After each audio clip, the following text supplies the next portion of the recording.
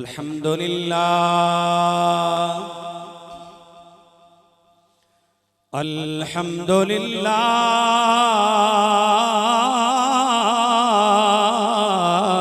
रब्बिल आलमीन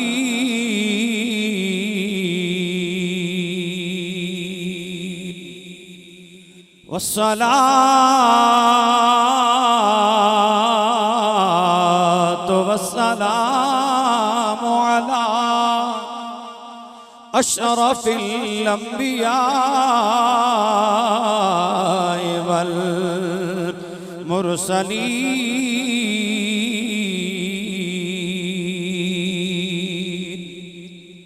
वअला आलिहि तय्यबीन अत्ताहिरीन वअला अस्हाबिहिर राशिदीन अल महदीन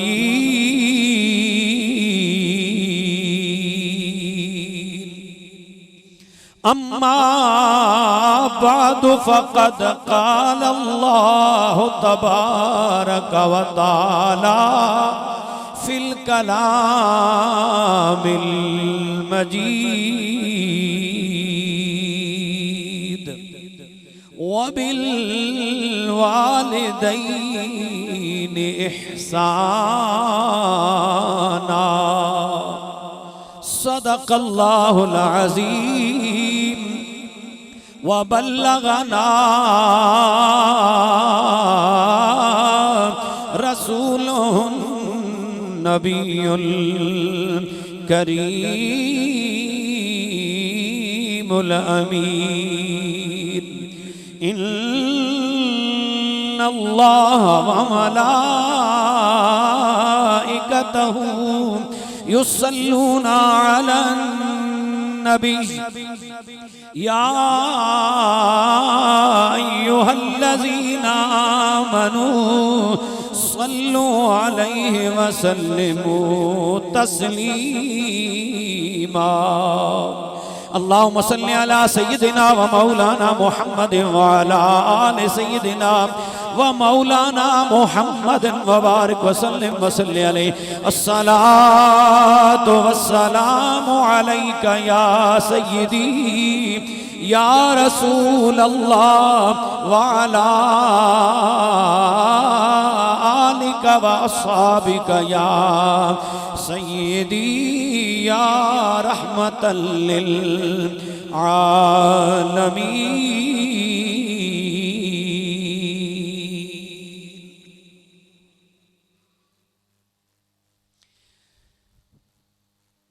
बाद हम्दो सना और इमाम उल अंबिया अलैहि तहियत व सना के दरबारे गुहरबार में अकीदतों और मोहब्बतों का खिराज बसूरत दरूद सलाम पेश करने के बाद इंतहाई इज़्ज़त व एहतराम के लायक जमी वारिसाने मेहराब मिंबर उलमाए किराम सादाते किराम सना खानान रसूल ग़ुलामान रसूल सामाईन व नाज़रीन अस्सलामु अलैकुम व रहमतुल्लाहि व बरकातुहू। आज की ये महफिल मोहम्मद साजिद साहिब और मोहम्मद नासिर साहिब और इनके बरादरान ने अपनी वालदा मोहतरमा मरहुमा व मग़फ़ूरा की रूह को इसाले सवाब के लिए सजाई है। दुआ है कि मालिक इमाम उल अंबिया अलैहि तहियत व सना की प्यारी माँ और उस अजीम माँ कि जिसने मौला कायनात जैसा गोहरे नायाब इस कायनात को दिया और कायनात की उस अजीम माँ कि जिस माँ ने हसनैन करीमैन जैसे शहजादे इस उम्मत को अता फरमाए, उन अजीम माओं का सदका अल्लाह करीम साजिद साहिब और नासिर साहिब की माँ को अपनी जवार रहमत में जगह अता फरमाए। जरा ऊंची आवाज से कह दीजिए आमीन। आप बोलने पे कोई पाबंदी नहीं है, ऊंची आवाज से जब भी मैं कोई बात मुकम्मल करके इशारा करूं तो आपने दाद देनी है कि वक्त मुख्तसर है, तमीद का वक्त नहीं है। फरमाइश की गई है कि माँ की शान में कुछ कहना है, तो माँ की अजमतों को एक आध घंटे में खिराज तहसीन पेश करना तो सूरज को चिराग दिखाने के मुतरादिफ है, लेकिन कोशिश करेंगे मुख्तसर वक्त में चंद फूल उस बरगाह में पेश कर सकें। दोस्तानी गिरामी कदर, मां ये वो लफ्ज है कि जिसके जुबान पे आते ही सीने में ठंड पड़ जाती है, और ये लफ्ज जुबान से अदा होते ही दिल को जहां सुकून मिलता है, वहीं एहतराम से इंसान की निगाहें भी झुक जाती हैं, इंसान का सर एहतराम से झुक जाता है और गर्दन खम हो जाती है, दिल अकीदत और मोहब्बत के जज्बात से लबरेज हो जाता है। लफ्ज़ मां ये 3 हुरूफ का मजमुआ है, मीम, अलिफ और नून। कितने रूफ का? 3 रूफ का मजमुआ है लफ्ज़ मां, मीम, अलिफ और नून। और ये हर हर्फ जो है ना, ये एक पूरे माना पे और पूरे मजमून और हकीकत पे दलालत करता है। लफ्ज़ मां का ये पहला हर्फ मीम, ये मोहब्बत और ममता पे दलालत करता है। कायनात में मां की ममता ज़रबुल मसल, और मां की मोहब्बत जो औलाद से है, वो बेटा हो या बेटी, वो ज़रबुल मसल है। कायनात में कोई भी रिश्ता, कोई भी रिश्तेदार, कोई भी अजीज इंसान से उतना प्यार नहीं करता, उतनी मोहब्बत नहीं करता जितनी मोहब्बत औलाद से एक मां करती है। इसीलिए जब इमामुल अंबिया ने अल्लाह रब्बुल इज्जत की उस मोहब्बत को तशबीह देना चाहा ना, तशबीह दे के मखलूक के साथ उस बेमिसाल की मिसाल पेश करना चाहिए। हालांकि वो बेमिसाल है, वो बेमिसल है रब, उसकी जात और उसकी सिफात बेमिसल है, वो मिसालों से वरा और वरा है। मखलूक के साथ उसको मिसाल नहीं दी जा सकती, न तशबीह दी जा सकती है, लेकिन मखलूक को जिसका ज़हन मौजूद है समझाने के लिए कि कायनात में अगर कोई हस्ती है कि जिसकी मोहब्बत के साथ उसकी मोहब्बत को तशबीह दी जा सकती है, तो फरमाया वो मां है। तो दोस्तानी गिरामी कदर, मेरे करीम आका अलैहिस्सलाम ने माँ की अजमत को सलामत रखे। अल्लाह करीम माँ की मोहब्बत, माँ की ममता को बयान करते हुए, इसकी अजमत को सलाम पेश करते हुए, इसकी ममता को उजागर करते हुए इरशाद फरमाया, रब्बे कायनात अपनी मखलूक से कितना प्यार करते हैं, अल्लाह करीम अपनी मखलूक से कितनी मोहब्बत करते हैं। फरमाया वो समझाने के लिए, मिसाल पेश करने के लिए, अल्लाह रब्बुल इज्जत की मोहब्बत को उजागर करने के लिए तशबीह देते हुए कायनात की जिस हस्ती पे इमामुल अंबिया की नजर पड़ती है, कायनात की जिस हस्ती की तशबीह दी है, कायनात की जिस हस्ती की मिसाल पेश की है, वो कोई और नहीं है, वो माँ की जात है, वो माँ की हस्ती है। इमामुल अंबिया ने फरमाया, लोगों रब्बे करीम अपनी मखलूक से इतना प्यार करता है, इतनी मोहब्बत करता है कि फरमाया जितनी एक माँ अपनी औलाद के साथ मोहब्बत करती है, उससे 70 गुना ज्यादा अल्लाह करीम अपनी मखलूक से प्यार करता है, 70 गुना ज्यादा। और एक हदीस पाक में 99 गुना ज्यादा का लफ्ज मौजूद है। जितनी माँ अपनी औलाद से मोहब्बत करती है, 99 गुना ज्यादा उससे परवरदिगार अपनी मखलूक से प्यार करता है। तो रब के प्यार, रब की मोहब्बत को बयान करने के लिए माँ की ममता से तशबीह इसीलिए दी है कि कायनात में और कोई हस्ती नहीं है, कायनात में और कोई रिश्ता ही नहीं है जो इंसान से इतनी ज्यादा मोहब्बत करता हो जितनी मोहब्बत माँ अपनी औलाद से।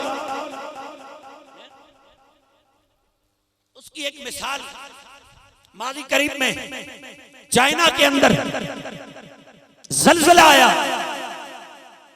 जिस तरह 2006 में कश्मीर में बालाकोट इन इलाकों में जलजला आया था, बस्तियां तबाह हो गई, बड़ी बड़ी मजबूत बिल्डिंगें जमीन बोस हो गई। तो चाइना में भी इसी तरह बहुत बड़ा जलजला आया जिसमें बड़ी बड़ी इमारतें इसी तरह जमीन बोस हो गई। तो उन इमारत के मलबे को, बाकियात को उठाने वाले अपना काम कर रहे हैं, उठा रहे हैं, लेकिन एक मकान पे जब पहुंचे ना तो लेंटर इस तरह तिरछा जमीन पे गिरा हुआ था कि एक हिस्सा दीवार पे है, एक हिस्सा इस तरह जमीन पे है, ये इस तरह कि कौन बना हुआ है। तो उस मलबे को जब उन्होंने उठाया, उस लेंटर को, उस हिस्से को जब हटाते हैं तो देख के हैरान रह गए कि एक औरत है जिसने बच्चे को अपने सीने पे लिटा रखा है, सीने के साथ लगा रखा है, सीने पे लिटा रखा है, बच्चा सीने पे है और मां भी और बच्चा भी दोनों बेहिस्सो हरकत है, हरकत नहीं कर रहे, दोनों बेहोश है। अब उन्होंने सबसे पहले उठाया, उन्हें निकाल के हॉस्पिटल ले गए, डॉक्टरों के पास लेके जाएं, वो चेक करें जिंदगी बाकी है या खत्म हो चुकी है। अगर बाकी है तो कितने चांसेस हैं इन्हें जिंदा करने के, जितनी जल्दी मुमकिन हो इनका इलाज शुरू किया जा सके। हॉस्पिटल लेके जाते हैं, डॉक्टर ने जब ट्रीटमेंट शुरू की, इलाज शुरू किया, उस औरत को होश में लाए, औरत की होश बहाल होती है तो देख के वो सारे हैरान रह गए। और सबसे पहला सवाल ये किया उस औरत को जब होश में लाए, वो होश नहीं आई कि तुम्हारी ये उंगलियों की जो पोरे हैं ये जख्मी है, ये माजरा क्या है और बेहोश कैसी हो गई ये तो बताओ ना, और इस बच्चे को सीने से लगा रखा है, ये माजरा क्या है। तो सुनिए उस औरत ने जो दस्ताने मोहब्बत पेश की है, वो जरा सुनिए वो क्या कहती है। माँ की ममता और माँ की मोहब्बत समझ आ जाएगी कि माँ किस हस्ती का नाम है और माँ की ममता और माँ की मोहब्बत कैसी है। तो दोस्ताने गिरामी कदर और डॉक्टर और अस्पताल का अमला सवाल करते हैं उस औरत से कि बीबी बेहोश कैसी हो गई और तुम्हारी ये उंगलियों के जो पोरे हैं, ये पोरे सारे ये जख्मी क्यों हैं, इनसे खून क्यों रिस रहा है, ये माजरा क्या है, अपने बच्चे को सीने से क्यों लगा रखा है, ये माजरा क्या है। औरत बताती है कि जब जलजला आया, मकान की छत गिर जाती है और हम दीवार के साथ लग जाते हैं, जख्मी होने से बच जाते हैं, लेकिन कितने दिन गुजर गए, न खाने को कुछ मिला, न पीने को कुछ मिला, जिंदगी की आखिरी सांसें थी, कमजोरी और नकात पड़ गई है, बच्चे को कुछ मैं दे नहीं सकती, न बच्चा कुछ खाने के पोजीशन में है, ये शीरखार बच्चा है, दूध पीने वाला है, दूध पे इसके जिंदगी का दारो मदार है, दूध पे इसका गुजारा है, मैं इसको दूध अपना पिलाती हूँ सीने से लगा के, लेकिन जब मैं खुद कमजोर हो गई, कितने दिन कुछ खाया पिया नहीं है, दूध खत्म हो गया, बच्चा रोता है, बच्चा चिल्लाता है, ये चीखों पुकार करता है, तो बच्चे को चुप कराने के लिए और इसे जिंदा बचाने के लिए, इसकी जिंदगी की भीख मांगने के लिए, इसको जिंदा रखने के लिए मैंने फिर ये किया कि अपनी उंगली को मैंने जख्मी किया, अपने दांतों से अपनी उंगली को जख्मी करके इससे जब खून निकलने लगा मैंने बच्चे के मुंह में डाल दिया। बच्चा जब खून चूसता है उसका हलक तर हो जाता है, उसे कुछ तकवीयत मिलती है, उसे कुछ ग़िज़ाइयत मिलती है, तो बच्चा कुछ देर के लिए खामोश हो जाता है। अरे जब इस उंगली से खून रिसना खत्म हो गया, मैंने दूसरी उंगली को अपने दांतों से जख्मी कर लिया, चबा के जख्मी किया, उसमें से जब खून थोड़ा रिसने लगा वो उंगली मैंने बच्चे के मुंह में डाल दी है, बच्चा वो खून चूसने लग जाता है, उसका हलक तर हो जाता है, उसे कुछ तकवीयत मिलती है, तो फिर वो कुछ देर के लिए खामोश हो जाता है। फिर इसी तरह दूसरी, फिर तीसरी, फिर चौथी, पांचवी ये उंगलियां मैं अपने दांतों से चबा के जख्मी करके एक एक करके अपने बच्चे के मुंह में डालती गई, लेकिन ये खून ज्यादा पीने की वजह से बच्चा भी बेहोश हो गया और कमजोरी की वजह से मैं खुद भी बेहोश हो गई। अरे माँ वो है, हर मिसालें तो जमाने में दी जाती हैं। जिस माँ ने बच्चे को खूनी जिगर पिलाया, कभी ये मिसालें पेश की जाती थी।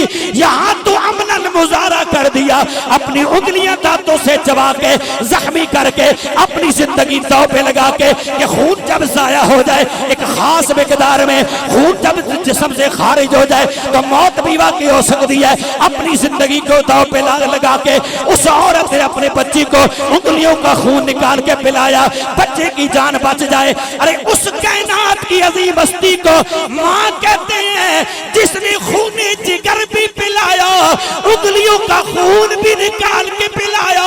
मैं मर जाऊं कोई बात नहीं, मेरा बच्चा बच जाए, बच्चा बच जाए। बच्चे की जिंदगी बाकी रखने के लिए, उसे जिंदा बचाने के लिए माँ ने अपनी उंगलियां जख्मी करके बच्चे को खून पिलाया। तो ये कायनात की वो स्थिति है। ऐसी ममता की मिसाल, ऐसी मोहब्बत की मिसाल कहीं नहीं मिलती कायनात में। ये तो इंसान है। हैवानात और चरिंद परिंद के अंदर भी माँ माँ ही होती है। वो इंसान हो, वो हैवान हो, वो परिंदा हो, जो भी है, माँ की ममता ऐसी है। इमाम उल अंबिया अलैहि सलातो तशरीफ फरमा है, एक सहाबी आए ना, उन्होंने अपने ऊपर से चादर हटाई तो उस चादर के नीचे चिड़िया के बच्चे थे और वो चिड़िया भी उनके साथ मौजूद थी। चिड़िया के बच्चे, चिड़िया भी उनके साथ मौजूद है। इमाम उल अंबिया ने जब देखा तो फरमाया, ये तूने कैसे पकड़ लिए? परिंदे पर रखते हैं, उड़ जाते हैं। बच्चे तो चलो बच्चे हैं, पकड़ लिए, लेकिन ये माँ जो चिड़िया है बड़ी, ये तो परों वाली है, परवास करती है, उड़ती है, तो ये कैसे पकड़ लिया है? तो सहाबी बताते हैं, आका मैंने एक झाड़ी में देखा ये चिड़िया के बच्चे हैं, इन्हें उठा लिया।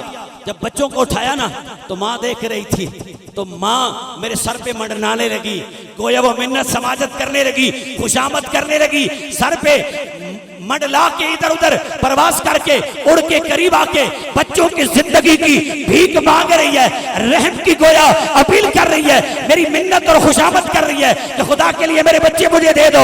तो कहते हैं मैंने इन्हें चादर के नीचे छुपा लिया था, तो जब मैंने कुछ देर के बाद चादर हटाई तो माँ की ममता ने इस चिड़िया को मजबूर किया। तो ये माँ की ममता के हाथों मजबूर चिड़िया मेरे करीब आती है, अपने बच्चों के साथ चिपट जाती है, उन्हें पैरों के नीचे ढांप लेती है। मैंने उस मौके को गनीमत जानते हुए चादर ऊपर कर ली, इस चिड़िया को भी चादर के नीचे छुपा के कैद कर लिया। इस तरह मैंने इसे पकड़ा है। इमाम उल अंबिया ने फरमाया, जहां से लाए थे वहीं जाके घोंसले में बच्चे भी रख के आओ, चिड़िया को भी आजाद कर दो, इन्हें आजाद कर दो। अब इमाम उल अंबिया ने उन्हें तो आजाद करा दिया, लेकिन जो बात करने का मकसद ये है, इंसान तो इंसान है, ये चिड़िया है, एक परिंदा है, इसने भी कैद होना गवारा कर लिया, अपनी बच्चों की जुदाई गवारा नहीं की है, अपने बच्चों पे खुद कुर्बान हो जाती है, खुद को कैद में डाल दिया, लेकिन बच्चों से जुदा नहीं होती है। जब परिंदे इतना प्यार करते हैं अपने बच्चों से, ये माँ की ममता है। इंसान तो फिर अशरफुल मखलूकात है, इंसान तो फिर खुदा की वो मखलूक है जिसे रब ने अकल दिया है, जिसे शऊर बख्शा है, जिसे इल्म दिया है, जिसे ज़मीन पे अपना नायब और खलीफा। तो माँ का पहला जो हर्फ है ना, वो है मीम, जो मोहब्बत पे दलालत करता है। दूसरा हर्फ है अलिफ, अलिफ ये इशार पे दलालत करता है, इशार बमाना कुर्बानी, इशार पे दलालत करता है। माँ की कुर्बानी की दस्ताने बेशुमार है जिंदगी में, लेकिन मुख्तसर वक्त है, इसलिए फकत एक मिसाल पेश करूंगा। एक मरतबा सरकार तशरीफ लाए ना अपने काशाने नबुव्वत पे, उम्मुल मोमिनीन सैयदा तय्यबा ताहिरा मई पाक आयशा सिद्दीका रज़ी अल्लाह ताला अन्हा के पास, तो वो कुछ सोचों में गुम थी। हुजूर तशरीफ फरमा हैं, देखते रहे कि पहले जब मैं आता था आयशा बड़ी पुरतपाक तरीके से मिलती थी, इस्तकबाल करती थी, हाल अहवाल पूछती थी, लेकिन आज खिलाफे मामूल चुप हैं और गुमसुम हैं, माजरा पता नहीं क्या है। सरकार ने हाल पूछा और इस खामोशी का सबब पूछा, ऐसा किन सोचों में गुम हो, महबूब सामने हो, कैसे मुमकिन है कि फिर आंखें झुक जाएं, कैसे मुमकिन है कि फिर देखा न जाए, कैसे मुमकिन है महबूब सामने हो और टिकटिकी बांध के देखा न जाए कि मोहब्बत देखने पे मजबूर करती है, मोहब्बत जज्बा ही ऐसा है। तो दोस्तानी गिरामी कदर, महबूब जब सामने होता है तो फिर मोहब्बत जो है वो इंसान को अपनी जान मुतवज्जे करते हुए और महबूब की जान मुतवज्जे करते हुए महबूब का दीदार करने पे मजबूर करती है। माँ की मोहब्बत भी अपनी जगह है और महबूब की मोहब्बत और कशिश भी अपनी जगह है। ये दो चीजें जनाब वाला एक ऐसी कायनात की हकीकतें हैं जिनको कोई झुटला नहीं सकता है। महबूब सामने हो तो मोहब्बत क्या तकाजा करती है, मोहब्बत ये तकाजा करती है कि महबूब के सामने होते हुए इंसान इधर उधर देख नहीं सकता, बल्कि दिल मजबूर करता है कि दिल भर को बिठा कर, दिल भर को बिठा कर पेश नजर चेहरे की तिलावत होती है। दिल भर को बिठा कर पेश नजर चेहरे की तिलावत होती है। रिंदों के लिए मैं खाने की, रिंदों के लिए मैं खाने की हर रस्म इबादत होती है। मोहब्बत जो है मजबूर करती है महबूब का दीदार करने का। सामने जब महबूब मौजूद है तो चेहरे को देखना ये मोहब्बत का तकाजा है। लेकिन अम्मा आयशा सिद्दीक़ा आज दीदार करने के बजाय सोचों में गुमसुम बैठी हैं। इमाम अम्बिया ने फरमाया आयशा क्या सोच रही हो, कोई बातचीत नहीं है, क्या सोच रही हो? अर्ज करती है सरकार एक अजीब माजरा मैंने आज देखा है, उसी में मैं गुमसुम हूँ, उसी के बारे में सोच रही हूँ। सरकार ने फरमाया क्या माजरा पेश आया, क्या कुछ देख लिया, मुझे भी तो बताओ ना, मुझे भी तो खबर होनी चाहिए। अम्मा आयशा सिद्दीक़ा अर्ज करती है सरकार आज मेरे दरवाजे पे दस्तक हुई, मैंने दरवाजा खोल दिया। दरवाजा जो खोला तो सामने एक खातून है, खातून के साथ दो बच्चे या बच्चियां हैं। इमाम अम्बिया की बरगाह में अम्मा आयशा सिद्दीक़ा कहती है सरकार मैंने खातून से पूछा खैरियत से आना हुआ? खातून कहती है कि अम्मा जी मेरे घर में आज खाने को कुछ नहीं है, नागे सी हूं, बच्चों ने कुछ नहीं खाया, फाका है, घर में कुछ नहीं था। बच्चों का ये प्यास और भूख से बिलखना तड़पना मुझसे बर्दाश्त न हुआ, रहा ना गया तो मैं आपकी बारगाह में आ गई। कहीं और नहीं गई, किसी और घर पे नहीं गई कि कहीं से खैरात नहीं मिलेगी, अगर मिलेगी तो आपके दरबार से, आपके दरवाजे से, इसलिए यहाँ आ गई आपकी बारगाह में। मेहरबानी फरमाइए कुछ है तो बच्चों के लिए इनायत फरमा दीजिए। अम्मा जी फरमाती है मैं चली गई, घर के अंदर जितने बर्तन पड़े थे तमाम बर्तनों को मैंने देखा, कुछ भी नहीं मिला सिवाय एक खजूर के। एक खजूर घर में पड़ी है, वो खजूर मैंने ली है, वो ला के खातून को दे दिया कि बीबी और कुछ नहीं है, ये एक खजूर है, ये तुम्हें पेश करती हूँ, कबूल कर लीजिए और खुशी खुशी कबूल कीजिए। कहती है अम्मा जी कि जब मैंने उस औरत को वो खजूर दी है तो उस औरत ने क्या किया, इधर बच्ची को देखा, इधर बच्ची को देखा और उस खजूर के दो टुकड़े किए। टुकड़े करने के बाद गुठली निकाल के फेंक दी है। एक टुकड़ा एक बच्ची के मुंह में, दूसरा टुकड़ा दूसरी बच्ची के मुंह में दे दिया और खुद वो भूखी आई थी, खुद भूखी रह के वापस भूखी हाल में चली जाती है। मैं देख के हैरान देगी कि माँ अपनी औलाद से कितना प्यार करती है, कितनी माँ की ममता है। खुद भूखी रहती है, बच्चों को खिलाती है, खुद भूखी रहती है, बच्चों का पेट भरती है, खुद प्यासी रहती है, बच्चों की प्यास बुझाती है। ये खुद भी कितने दिनों से भूखी है, फाके से है, लेकिन खुद कुछ नहीं खाया। एक खजूर के दो टुकड़े करके एक एक बच्ची को दे दिया, दूसरी दूसरी बच्ची को दे दिया। ये देख के हैरान रह गई, चूंकि खुद माँ नहीं थी ना, खुद अपनी जो की औलाद नहीं थी, इसलिए ये तजर्बा नहीं था। हैरान इस बात पे है। सरकार ने फरमाया आयशा चूंकि तेरी औलाद नहीं है, ममता का तुझे तजर्बा नहीं है, ये ममता कैसी होती है, ममता के जज्बात कैसी होती हैं, माँ का प्यार औलाद से कैसा होता है, इशार माँ कैसे करती है, तुझे इस बात का चूंकि तजर्बा नहीं है। इसलिए तो रूमी कश्मीर आरफे कड़ी सरकार फरमाती है कि बागी अंदर, बागी अंदर हरियल तोता फिरदा डाली डाली, पुत्रा वाले मैं मान करें दे, पुत्रा वाले मान करें दे ते औतर सदा सवाली।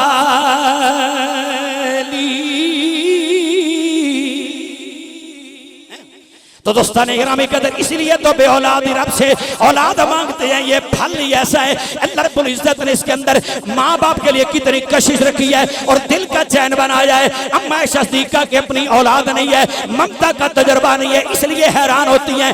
इमामुल अंबिया ने फरमाया आयशा चूंकि तू माँ नहीं बनी, तेरी कोई औलाद नहीं है, इस तजर्बे से नहीं गुजरी तू, इसलिए हैरान है। लेकिन हकीकत यही है, हकीकत यही है कि माँ खुद भूखी रहती है, बच्चों को खिलाती है, भूख बर्दाश्त करती है, प्यास बर्दाश्त करती है, लेकिन बच्चों को जन्म वाला न भूखा रहने देती है न प्यासा रहने देती है, उन्हें खिलाती भी है, उन्हें पिलाती भी है। ये माँ ऐसी हस्ती है, माँ का इशार, माँ की कुर्बानी ऐसी है। और तीसरा जो हर्फ है माँ का, वो नून। आखिरी बात करती हूँ, और आखिरत में ये काम आने वाली बातें हैं, आखिरत में ये काम आने वाली बातें हैं। आखिरी पैगाम के तौर पे माँ के 3 हरूफ में से आखिरी हर्फ है नून। उसके हवाले से एक बात करके बात को खत्म करता हूं ताकि वक्त पे दुआ की जा सके। गर्चे अंदाज़े बयां मेरा शौक नहीं, शायद कि उतर जाए तेरे दिल में मेरी बात। इन बातों को दिल की तख्ती पे लिखिए, अमली जिंदगी में अपने ऊपर नाफिज कीजिए, अमली जिंदगी में इन्हें अपनाइए और लागू कीजिए अपने आप पे, ताकि दुनिया भी सवर जाए, आखिरत भी सवर जाए। तीसरा हर्फ है नून, जो नेमत पे दलालत करता है, जो इस बात पे दलालत करता है कि माँ कायनात की अजीम हस्ती है, खुदा की बहुत बड़ी नेमत है, बहुत बड़ी नेमत है, जो अपने बच्चों को दुनिया में लाके ना उन्हें बेआसरा छोड़ नहीं देती कि खुद पल जाएगा, खुद जवान हो जाएगा, खुद परवान चढ़ जाएगा, खुद कुछ सीख लेगा। नहीं, मां की आगोश औलाद की पहली दर्शगाह होती है। औलाद कुछ बोलना भी सिखाती है, चलना भी सिखाती है, बैठना भी सिखाती है, और खाना पीना भी सिखाती है, अदाब मुआशरत भी सिखाती है, रिश्तों की पहचान भी कराती है, अल्लाह रसूल की पहचान भी कराती है, सही और गलत का फर्क भी बताती है, अपने बेगाने का फर्क भी बताती है, सजन और दुश्मन में इम्तियाज भी कराती है, सही और गलत की पहचान भी कराती है। और ये वो नेमत है, माँ वो खुदा की नेमत है कि जिससे इंसान बहुत कुछ सीखता है, इंसान बहुत कुछ सीखता है, बहुत कुछ हासिल करता है। कुछ न सीखे, कुछ न सीखे, माँ कुछ न सिखाए, खिदमत भी ना करे औलाद, कुछ भी ना करे, और माँ औलाद के लिए दुआ न भी करे, फकत घर में मौजूद हो, मोहब्बत से एक नजर देख ले, तो ये देखना भी इबादत बन जाती है। देखना भी इबादत का रुतबा है, इबादत का दर्जा रखता है। माँ को देखना भी, माँ की जियारत और माँ का दीदार भी इबादत है। इमामुल अंबिया ने फरमाया, जो औलाद बेटा हो या बेटी, वह मोहब्बत की नजर से माँ बाप के चेहरे की जियारत कर लेना, तो फरमाया अल्लाह करीम मकबूल हज का सवाब अता करता है। तो दोस्ताने गिरामी कदर, इमाम अंबिया की बारगाह में सहाबी ने अर्ज़ किए, या रसूल अल्लाह, क्या ये फकत मेरे लिए खास है या बाकी लोगों के लिए भी है? इमाम अंबिया ने फरमाया, तेरे लिए खास नहीं है, क़यामत तक के लिए, हर बंदे के लिए, जो भी अपनी माँ बाप को मोहब्बत की नजर से देखेगा, अदब व एहतराम की निगाह से देखेगा, अकीदत की नजर से देखेगा, अल्लाह करीम उसे मकबूल हज का सवाब अता करेगा। सहाबी अर्ज़ करते हैं, सरकार ये एक नजर तक महदूद है, कोई बंदा अगर घर में है और 100 मरतबा दिन में देखता है तो फिर उसके बारे में क्या हुक्म है? लजपाल ने फरमाया, अल्लाह सखी है, करीम है, उसके खजाने भरे पड़े हैं, उसके खजानों में किसी चीज की कमी नहीं है। फरमाया अगर मोहब्बत की नजर से तू 100 बार देखे, अल्लाह 100 हज का सवाब अता करेगा। इसलिए तो आलम चिश्ती बोले बोल के फरमाते हैं कि जिस दे पल्ली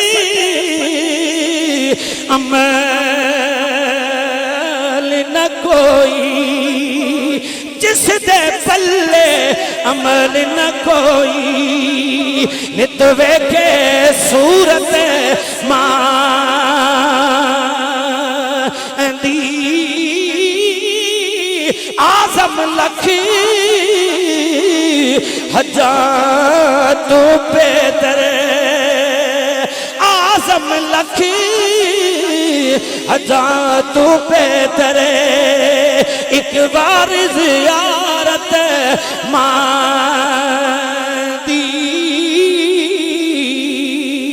अगर घर में मौजूद है तो अंदर पुल इज्जत की रहमतें, अंदर पुल इज्जत की बरकतें, आसमान से अनवार तजल्लियात बरसते हैं। किस वजह से? माँ के वजूद की वजह से। वो माँ जैसी भी है, वो पढ़ी लिखी है या अनपढ़ है, वो जनाबे वाला कोई आलम फाजिल है या बिल्कुल अल्फबा भी नहीं पढ़ी है, वो नेकोकार है या गुनाहगार है, जो भी है जैसी भी है, लेकिन औलाद की जन्नत उसी माँ के कदमों के नीचे है। और औलाद को वो कितनी पढ़ी लिखी क्यों ना हो, कितने बड़े ओहदे और मनसब पे फायज क्यों ना हो, कितनी पढ़ी लिखी औलाद क्यों ना हो जाए, कितनी बड़ी हो जाए, उम्र के एतबार से, मनसब के एतबार से, ओहदे के एतबार से, इल्म फजल के एतबार से औलाद कहां से कहां पहुंच जाए, लेकिन उसकी औकात मां के कदमों की खाक है। इसलिए तो लजपाल ने फरमाया जन्नता तख्ता क़दामी उम्महातिकुम। ओ लोगो जन्नत को रब ने तुम्हारी माँ के कदमों के नीचे रखा है। जन्नत तुम्हारी माँ के कदमों के नीचे है। ये वो हस्ती है जिसके कदमों के नीचे औलाद की जन्नत है। हाजी की जन्नत भी माँ के कदमों के नीचे, नमाजी की जन्नत भी माँ के कदमों के नीचे, सखी की जन्नत भी माँ के कदमों के नीचे, मुजाहिद की जन्नत भी माँ के कदमों के नीचे, गाजी और शहीद की जन्नत भी माँ के कदमों के नीचे, पीर और मुरीद की जन्नत भी माँ के कदमों के नीचे, उस्ताद और शागिर्द की जन्नत भी माँ के कदमों के नीचे, आलिम और फाजिल की जन्नत भी माँ के कदमों के नीचे है। इसलिए सरकार ने फरमाया जब ये घर में हो और कुछ न करे, दीदार करते रहो, तो फरमाया हज का सवाब, इसका दीदार करो, हज का सवाब है, और इसकी खिदमत करो, अल्लाह तुम्हें जन्नत अता फरमाएगा, तुम्हारे लिए दुआ करेगी। तो माँ की दुआएं औलाद की किस्मत संवार देती है। तो इसलिए शायर बोल उठा और बोल के कहते हैं अज़मता की सुनावा दिया, अज़मता की सुनावा दिया, अज़मता की सुनावा दिया, तारे दिंदिया ने दुआवा दिया, तारे दिंदिया ने दुआवा दिया। माँ की दुआएं किस्मत को संवार देती हैं, मारूमियां अता में बदल जाती हैं, बदकिस्मती खुशकिस्मती में बदल जाती है। और कोई अगर जहन्नमी हो, माँ की खिदमत और दुआ की बरकत से अल्लाह उसे जन्नती कर देता है। कोई खुदा से दूर हो, माँ बाप की खिदमत की वजह से उसे कुर्बे खुदा भी मिल जाता है और कुर्बे मुस्तफा भी मिल जाता है। माँ की दुआ की बरकत से दुनिया भी जन्नत बन जाती है और आखिरत में भी जन्नत मिल जाती है। तो दोस्तान इकरामी कदर, ये वो हस्ती है, ये वो खुदा की नेमत है जो घर में पड़ी हो तो इसकी वजह से रहमतें भी उतरती हैं, बरकतें भी उतरती हैं। अल्लाह रब्बुल इज्जत की बरगाह से, आसमान से अल्लाह रब्बुल इज्जत की रहमतें और बरकतें, अनवार और तजल्लियात बारिश की तरह बरसती हैं, बारिश की तरह बरसती हैं। इसलिए तो फिर रूमी कश्मीर ने बात ही खत्म कर दी है। आप फरमाते हैं कि माँ बुढ़ी जिस घर विच होवे, मां बुढ़ी जिस घर विच होवे, रहमत नी बरसावे, मां दी खिदमत करने वाला, मां दी खिदमत करने वाला कदी ना दोज़ख जावे, मां दी खिदमत करने वाला ते सीधा जन्नत जावे।